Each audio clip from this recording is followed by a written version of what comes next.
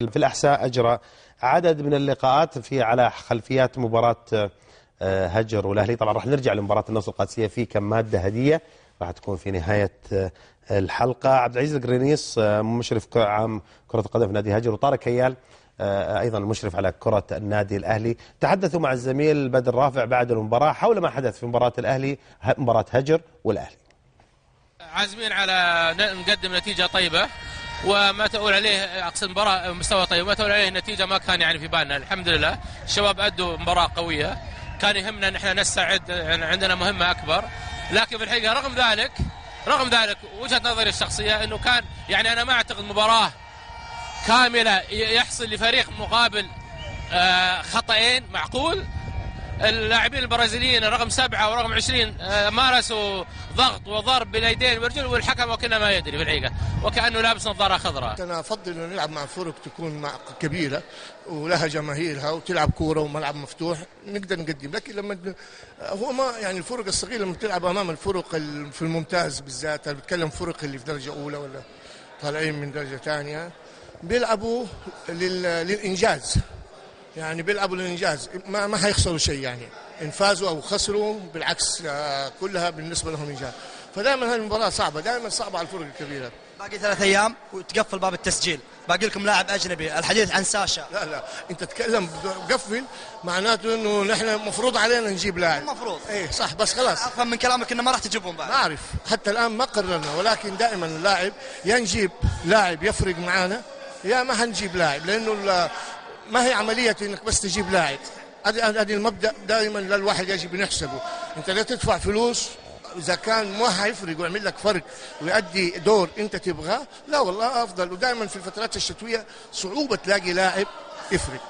طيب ساشا صار عليه في مفاوضات ولا ما في؟ ما اقدر اجاوبك انا لانه انا مؤتمن، اي لما يتم حقول لك ان شاء الله. انا سالت المدرب قال لي انا احتاج هذا اللاعب. يحتاجه غير، وانه في مفاوضات غير. احنا سمعنا في مفاوضات، في عرض، لكن لسه حتى الان لم ينتهي العرض، يعني ما زلنا نفكر. يعني نحن طرح من الاسماء اللي طرحت، ولكن ما زلنا نحن في المناقشات، ولكن لم نحدد بعد يتم التحديد.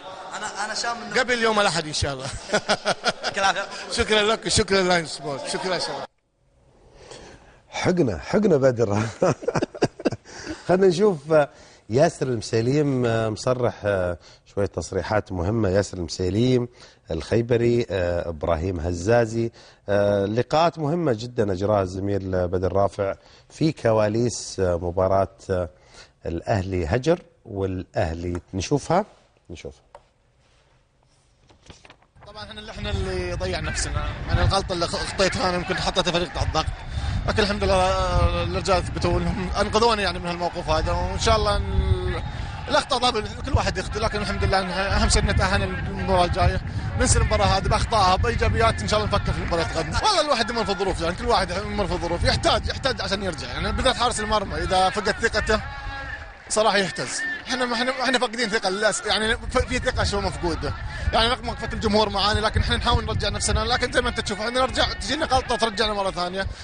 ان شاء الله احنا نتعداها هذه ان شاء الله. الحمد لله على كل حال، ربي وفقني فيه الحمد لله، ثقة المدربين فينا الحمد لله نزلونا، الحمد لله جبت لهم المباراة بالله. تدرب على ركلات الترجيح؟ ايوه قبل. كل يوم تتدرب؟ لا مو كل يوم، قبل المباراة امس تمرنا عليه الحمد لله. ايوه. طيب انت بنشوفك راح حارس اساسي؟ ان شاء الله باذن الله، ان شاء الله باذن الله. انا اهلاوي لا نموت، اهلاوي لا نموت. سمعنا انك يعني هناك رغبة من ابراهيم هزازي للذهاب للنصر. والله شوف رغبة من النصر في ضم ابراهيم هزازي. والله بالعكس اتشرف ان ارتدي شعار النصر، انا اهلاوي صراحه، يعني تربيت في النادي وترعرعت في النادي، ان شاء الله ذا يعني اذا في فرصه اني اعاره او اي حاجه ان شاء الله. عندك رغبه ابراهيم؟ والله بالعكس، انا تعرف ان عندنا بطوله اسيويه وكذا، وانا ودي اقعد في الاهلي، اكيد ودي العب، اكيد يعني شيء اكيد. انا بالعكس ما قلت اعاره يمكن بستفيد وافيد، يعني لا بلعب. انا اهلاوي، بس انا اقول لك ايه، انا اهلاوي بالعكس، اتشرف اني العب للنصر حتى لو بالاعاره، ما عندي مشكله. المشكله يعني عارف الموضوع كله، ابى العب. اي هذا اللي بوضحها، بس ما حد يفهمني غلط ولا شيء.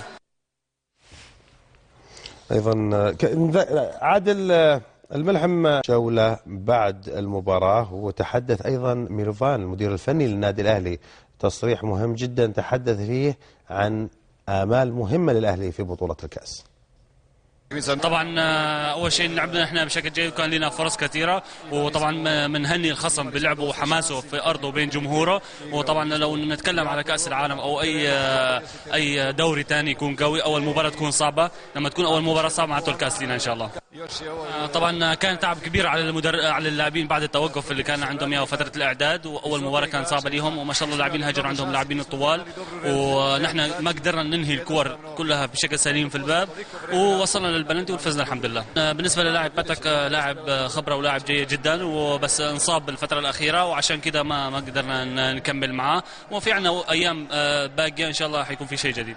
طبعا كابتن مسعد لعب بشكل جيد، نحن حاولنا انه نسحب واحد من الهجوم ونقوي الوسط عندنا، وطبعا الحظ ما ساعد فيكتور اليوم، وقائم مع فاندرسون وكمان ما ساعدنا اليوم، وهي اصلا كلها تعب بعد التحضيرات وفتره التوقف.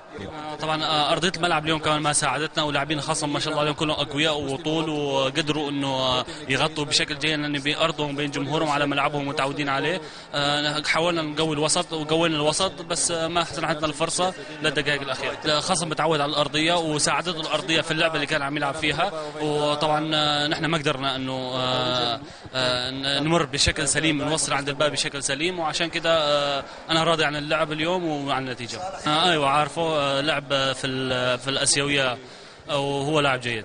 تعرف الدوري موقف 45 يوم، يعني اول مباراه صعبه ترى، فريق هجر متصدر الدرجه الاولى، فريق يعني يلعب كوره حلوه كوره نظيفه، فريق احترم، يعني صراحه المفروض يكون في الممتاز ما شاء الله عليه. هذا طولت المباراه والاشواط اضافيه وركلات الجزاء، فريق صراحه مو سهل، ونحن بالنسبه لنا اول مباراه يعني جايين من توقف، لكن الحمد لله على الفوز.